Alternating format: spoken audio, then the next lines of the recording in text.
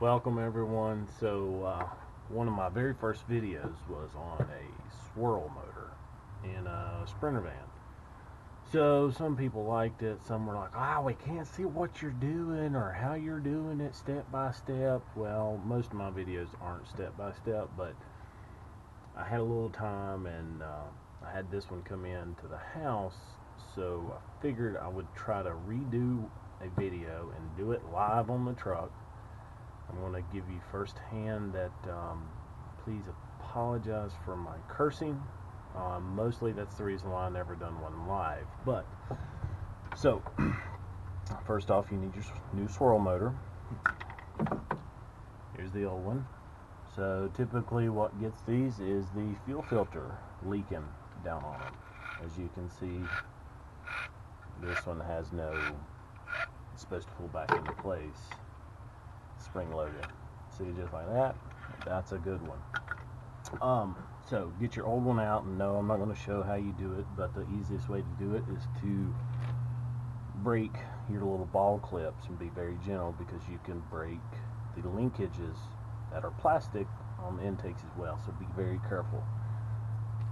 Basically all you have to remove is the fuel filter housing, the steel line that comes across, and then it takes some gentle breaking of the clips to get them out. Push them through. Don't pull down on the linkage to pull them out. Push them through.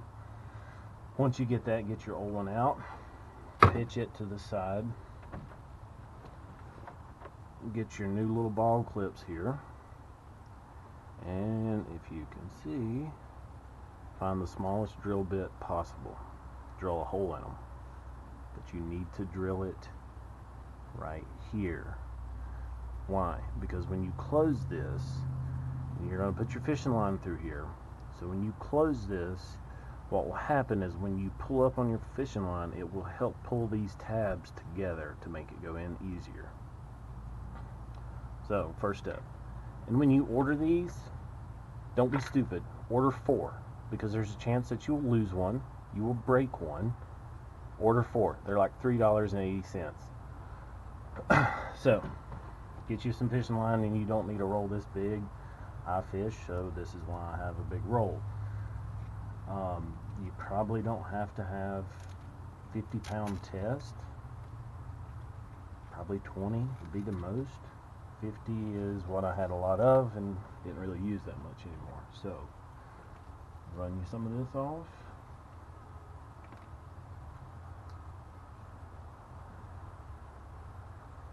Handy dandy knife. Do not use your teeth. Don't be stupid. Cut you a piece.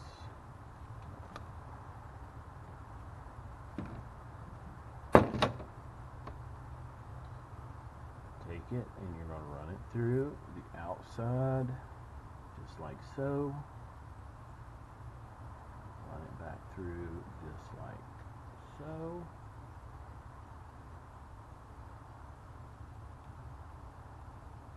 That's the way you want it, so that when it closes,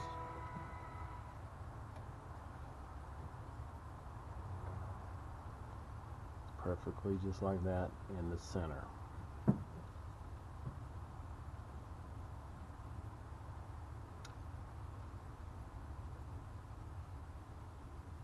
Pull it together, come up here. You don't have to have some big sailor's knot tied in it, just something that won't come loose. So this is what you want. Now, these do have locking clips. Will they hold? Absolutely not. When you go to pull on them, they will not hold. Mechanic's best friend, some crazy glue. Now, the ideal is you want to apply your glue on the outer edges. Try to refrain from a lot of glue around the ball, because when it sets up, it's not going to allow the ball to move freely. You will break it. Ask me how I know. So, let me try to move the camera to where you can kind of see what I'm going to do next.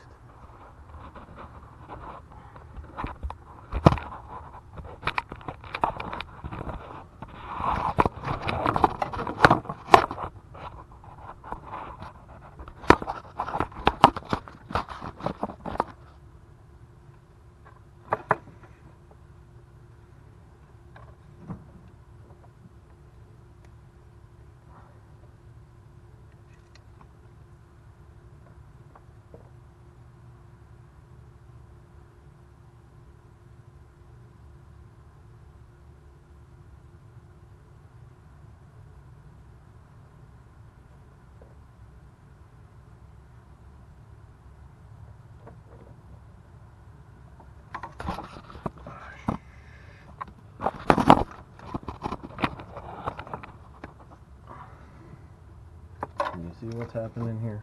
Maybe, yes, no, maybe.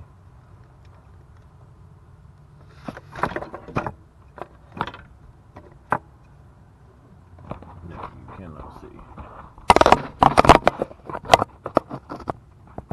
Here we go. Now, if I can just get my hand in there without knocking the camera in there.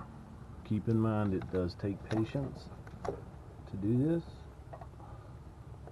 You have very little room.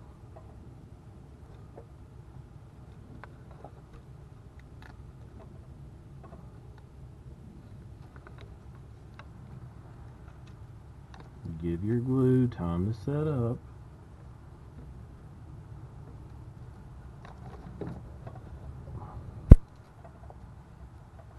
Ensure that the ball clip can move.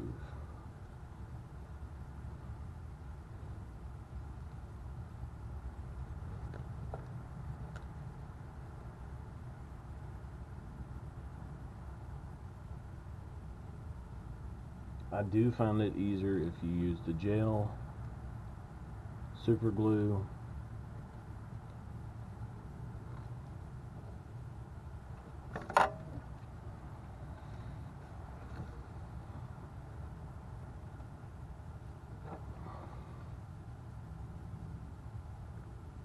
make sure it's going to hold, make sure it can still turn,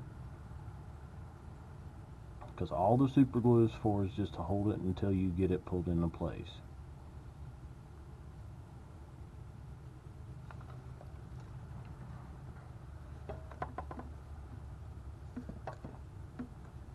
Now, you're going to do the same thing for the other side, right here. Apply it, same ordeal. Then, let's see if I can get you set back up here. Wait.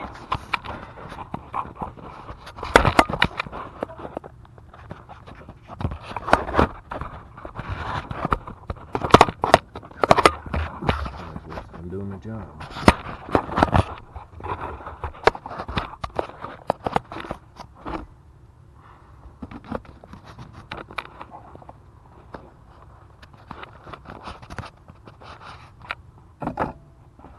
Yes, no, maybe.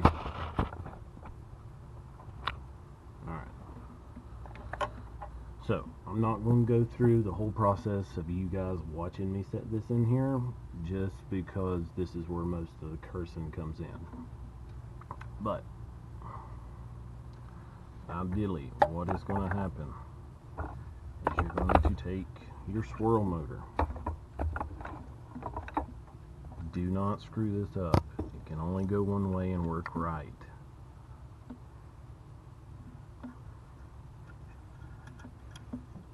You're going to simply thread your line through here, both sides,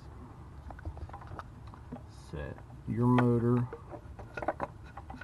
back down in here, just like so.